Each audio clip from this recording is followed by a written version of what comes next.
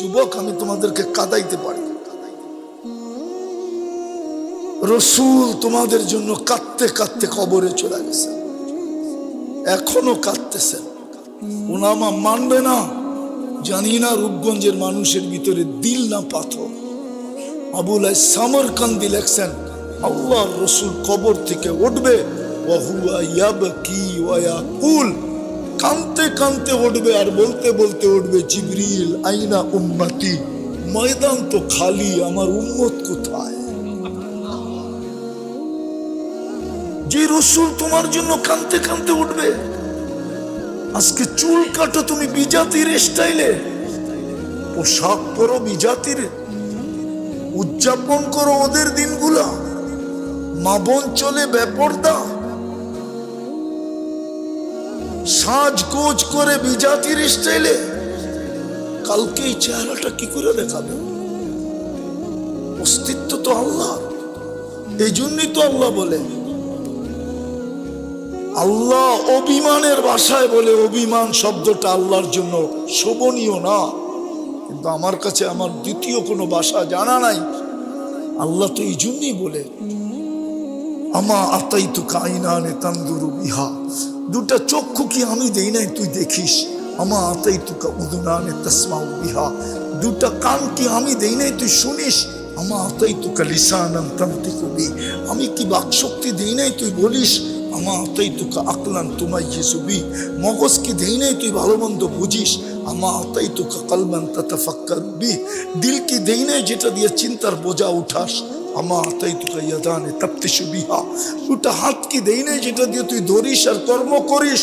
আমা আতাইতুকা রিজলানে তামশি বিহা, দুটা পাও কি দেই নাই যেটা দিয়ে তুই চলিস? কুনতা সাগীরা ফাকাব্বারতুক, তুই ছোট ছিলি আমি তো বড় করলাম। কুনতা জাইফা, তুই দুর্বল ছিলি, ফাকাওয়াইতুক, সুঠামত আমি তো দিলাম। কুনতা জাহিলা, অজ্ঞ ছিলি, ফাআল্লামতুক, আমি তো তোকে শিক্ষা দিলাম। কুনতা মিসকিনা, নিশ্চয় ছিলি, ফাআগনাইতুক, আমি তো তোকে স্বয়ং সম্পূর্ণ করলাম। ফাইলা আইন, একটু বিবেক দিয়া বল না তুই কোথায় চললি, কোন দিকে যেতেছিস? হালওয়া যা তাজওয়াদা মিন্নি, আমার চেয়ে বেশি তোকে দিছে কেউ? বল না দিতেছে, বল, বলো যুবক, আল্লাহর চেয়ে বেশি দিতেছে? আরে আরে আরে আরে, তোমার অক্সিজেনের বিল যদি 1 টাকা ধরতো তাহলে তো ডেলি 550 টাকা অক্সিজেনের বিল দিতে হতো। কেননা তুমি ডেলি 24 ঘন্টায় 550 লিটার অক্সিজেন নাও। তোমার শ্বাসের বিল যদি 1 পয়সা ধরা হইতো তাহলে ডেলি 1600 টাকা বিল দিতে হইতো। কেননা তুমি 1,60,000 বার শ্বাস প্রশ্বাস নাও। তোমার ডায়ালিসিসের বিল যদি 100 টাকা ধরা হইতো তাহলে ডেলি তোমাকে 3600 টাকা বিল দিতে হইতো।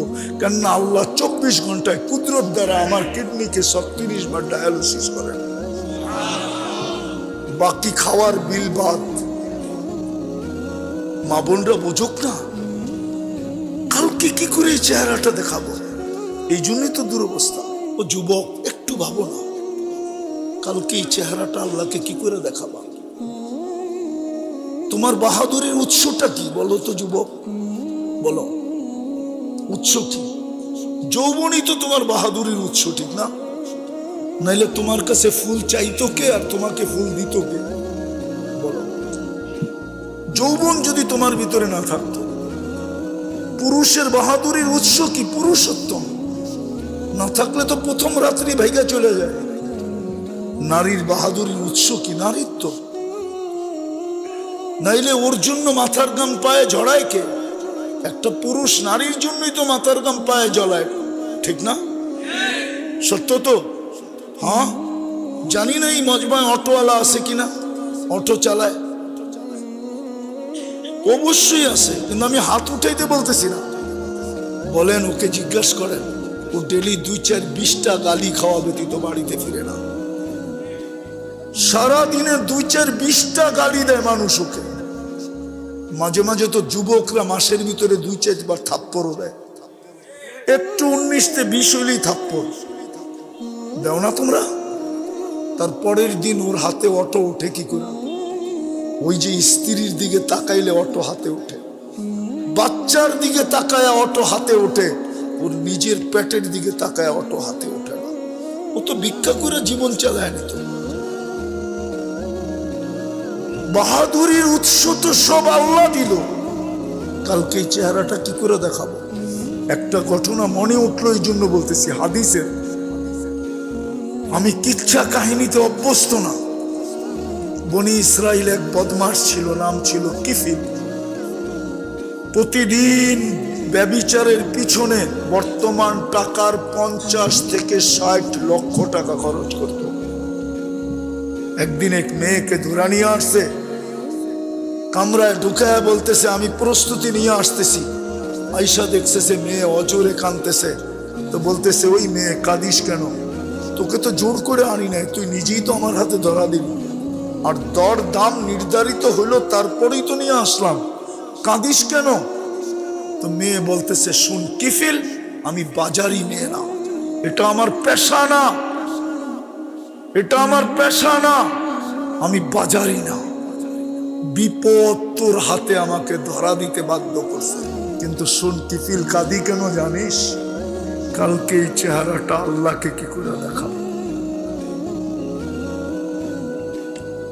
তীর মারলেও মনে হয় এত জোরে লাগতো না কিফিলের মুখে, এত জোরে ধাক্কা লাগছে। কিফিল চিৎকার দিয়ে মাটিতে পড়া বলছে, বোন এখন পর্যন্ত তো তোর গায়ে আমি আঙ্গুলের ছোঁয়া পর্যন্ত দেই নাই, যদি তোর এই দুরবস্থা হয় কালকের কথা চিন্তা করে তো আমি কিফিলের কি হবে?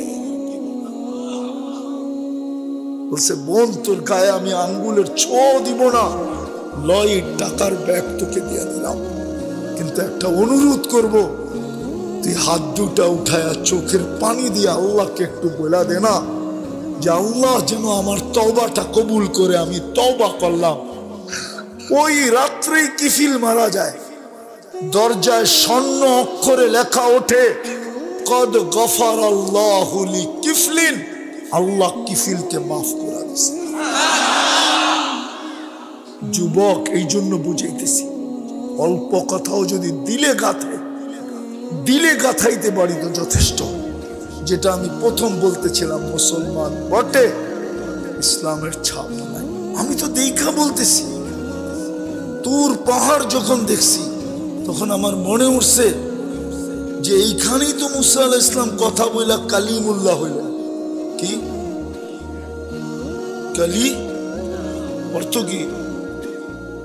মুসা আলাইহিস সালাম আল্লাহর সাথে কথা বলে, কিন্তু আল্লাহ আমাদের সাথে কথা বলতে চান বিদায় আল্লাহ বলছে এখানে মুসা কথা বলে বিদায় কালিমুল্লাহ।